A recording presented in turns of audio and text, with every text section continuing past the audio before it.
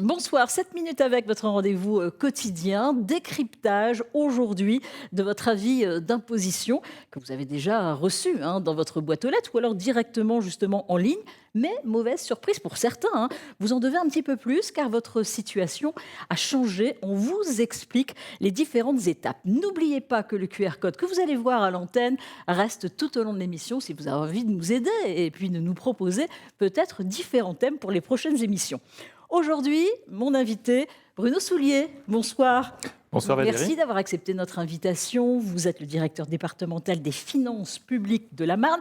Alors, nous allons décrypter justement l'avis d'imposition. Avis d'imposition qui est déjà arrivé, je le disais, dans les boîtes aux lettres ou sur Internet, en ligne. Sur Internet, il faut avoir créé un compte, c'est ça, avec un identifiant. Absolument. Il faut avoir créé son compte fiscal personnel pour pouvoir accéder aux documents qui sont en ligne sur la rubrique documents. Et là, vous accédez à votre avis d'imposition. Si vous n'avez pas de compte fiscal personnel créé, rendez-vous dans un centre des finances publiques qui peut vous accompagner à ce moment-là pour créer votre compte fiscal personnel. Vous pouvez également le faire depuis votre domicile. À ce moment-là, il faut disposer de ce qu'on appelle la règle des 3 secrets, votre identifiant fiscal, votre numéro de déclarant en ligne et votre revenu fiscal de référence qui suppose que vous ayez votre avis d'imposition de l'année dernière. D'accord. Alors, il faut préciser pour tous les téléspectateurs, pour les personnes qui payent justement des impôts, les impôts sont prélevés depuis quelque temps déjà, depuis plusieurs années, mensuellement sur le salaire directement, mais il peut y avoir justement des revenus plus élevés l'année précédente, donc la situation a changé, ou le contraire, moins aussi. Et donc là, on se dit, il y a une somme peut-être à régler encore ce mois-ci et jusqu'à la fin de l'année. Absolument. L'avis d'imposition que vous trouvez sur votre compte fiscal ou en papier vous indique effectivement le solde à régler au Trésor public. Et donc, ça peut être un plus, un montant à régler, ça peut être un moins sous la forme d'une restitution. Et si vous avez un solde à régler, le paiement se fait de manière dématérialisée, soit par prélèvement automatique, donc vous n'avez aucune action à faire si nous disposons de vos coordonnées bancaires. Si c'est plus de 300 €, c'est nécessairement un paiement en ligne si on ne dispose pas de vos coordonnées bancaires. Si c'est moins de 300 €, vous pouvez payer en espèces ou par carte bancaire auprès des buralistes ou des partenaires agréés. D'où l'importance de bien vérifier avant le 14 septembre le fait que nous disposons de votre compte bancaire. Et donc, il faut aller sur votre compte fiscal personnel et bien vérifier l'existence du compte bancaire ou d'une modification de vos coordonnées bancaires avant le 14 septembre, je le répète, sinon, effectivement, vous serez conduit à régler tout en une fois. Alors, justement, si c'est le contraire, il faut bien expliquer que les téléspectateurs, ça sera quand même prélevé sur le salaire, évidemment, mais il y aura cette somme en plus à régler en 1, 2, 3 ou 4 fois. Prélevé sur le compte bancaire, oui. Exactement. Si c'est le contraire, s'il y a une baisse des revenus, là, il y a des remboursements. Alors, il y a des restitutions qui sont déjà intervenues. Il y a environ 10 millions de foyers fiscaux, de ménages français qui ont bénéficié depuis la fin du mois de juillet d'une restitution d'impôt. Et le montant restitué est effectivement là aussi indiqué sur l'avis d'imposition. Alors, pour régler le trop perçu, ce sont des prélèvements, mais les contribuables peuvent aussi régler en ligne, et vous le disiez, ou sur Internet. En bas de l'avis d'imposition, on peut lire le revenu fiscal de référence. Ça correspond à quoi exactement ? Alors, le revenu fiscal de référence est une information importante pour les organismes sociaux ou pour vous-même si vous souhaitez bénéficier d'exonération fiscale. Par exemple, il existe une exonération de taxes foncières pour les propriétaires dont les revenus sont inférieurs à certains revenus fiscaux de référence.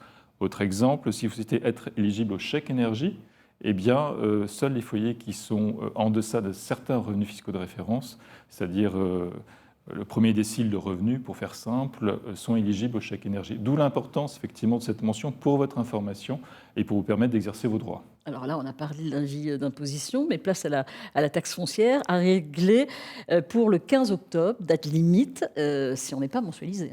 Absolument. Si vous êtes mensualisé, vous serez prélevé à la date normale de mensualisation, donc la dernière échéance intervenant au mois d'octobre.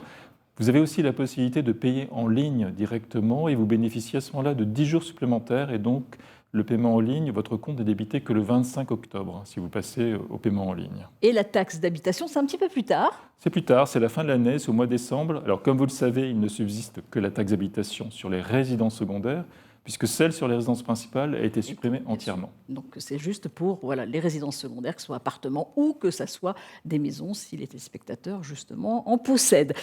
On va préciser pour les téléspectateurs qui se disent c'est peut-être dur de payer en une fois, parce qu'on a oublié de demander une mensualisation. Ça, c'est encore possible de le faire.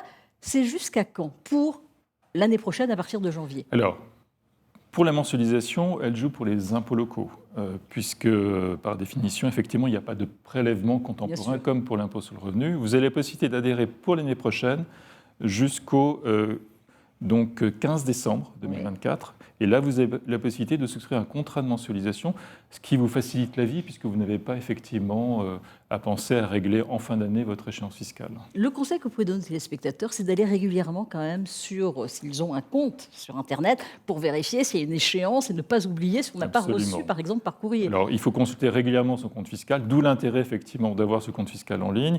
Et puis, si vous avez un changement de situation en cours d'année, situation de vie, mariage, séparation, décès par exemple, naissance. Si vous avez une modification de vos revenus courants également, ou une modification de vos coordonnées bancaires, il faut le faire instantanément. Allez effectivement sur votre compte fiscal en ligne, sur le menu « Gérer mon prélèvement à la source » et mettez à jour les informations dont nous avons besoin pour éviter des régularisations trop importantes l'année suivante. Et on termine évidemment, parce qu'on va voir une carte aussi avec différents points, des différentes communes où on peut se déplacer. On peut déjà téléphoner si on a justement des conseils, des questions à avoir. Et puis on peut se déplacer donc au Trésor public.